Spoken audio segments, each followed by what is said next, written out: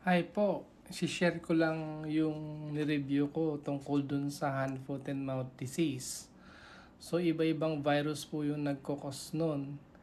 Yung Coxsackie virus A16, tapos Enterovirus A71, tapos Coxsackie virus 5, 6, 7, 9, 10.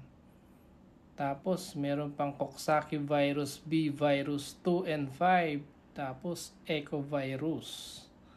Ang dami pala, kaya pwede siyang maulit.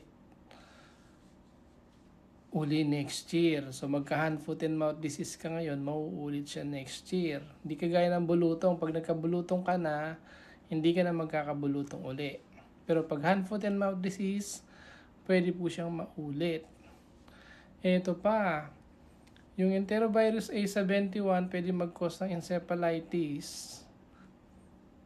At saka yung Coxsackie virus A16, encephalitis. Ibig sabihin po noon, pwedeng pumunta sa brain as a complication. So, kala natin simple-simpleng hand, foot, and mouth disease.